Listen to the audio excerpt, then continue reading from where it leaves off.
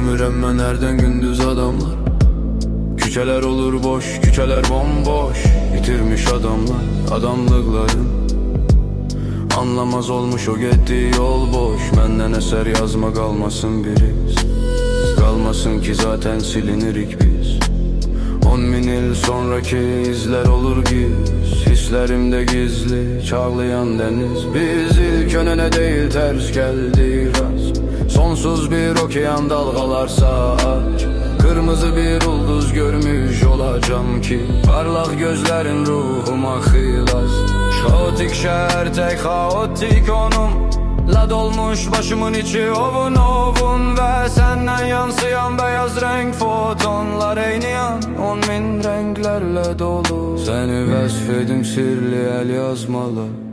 Cümlelerde gizli yaşanmış anlar. Seni vesfettiğim kağızlar kibar. Derin edebiyatta sataşırdılar. Senin tek bir çiçeği lotus adında. O sanki kızıldır zibil kabında. Hayat çirkabında açıp bembeyaz parıldar, kamaşar göz çanağında.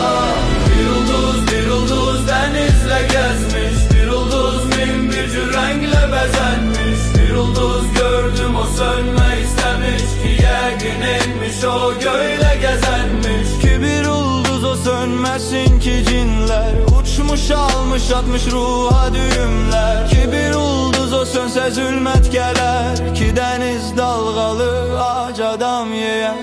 Yaradıp derin düşüncelerle seni, akan gözlerinde tekliğinde mi? Gurur yaşları bu kipriğinle mi? Sevinci unutmuş gemi. Gerçeğin yalandan arındığı yer. Zülfüne kafiye yazdığım şey.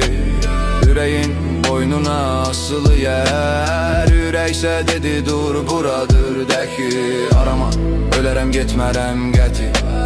Ve gördüm ruhuma vardı nişanə. Ruhuma renk atan qələmi canə. Getirip yazarım şanına namə. Yorum bakışında ümit bigane. Qəm itər gözdən hem ölümə çare. Ümiddür o ölmez vurma ne kâre. Dizimi yere yat səbrimiz are. Şaire görmeşe ressama duyma. Dedi beden olmadı ruhuna doyma. Növbəti bedende kanla boyanma. Biz üçün bize bir hikaye koymaq. Dönme efsaneye sen mənə daya. Ölümden senin üçün ederem ehtiyat. Ki zaten bitecek soraqdır həyat. Ki zaten kuru bir çorakdı hayat. Ki mən boz qarğayam 100 il görmüşəm. Ki mən qapqara ürək tirok gəlmişəm.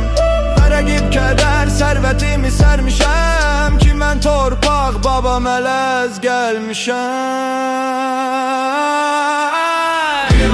Bir ulduz denizle gezmiş. Bir ulduz min bir cür renkle bezenmiş. Bir ulduz gördüm o sönme istemiş ki yeginilmiş o göyle gezenmiş. Ki bir ulduz o sönmesin ki cinler uçmuş almış atmış ruha düğümler. Ki bir ulduz o sönse zulmet gelir ki deniz dalgalı ağaç adam yiyen.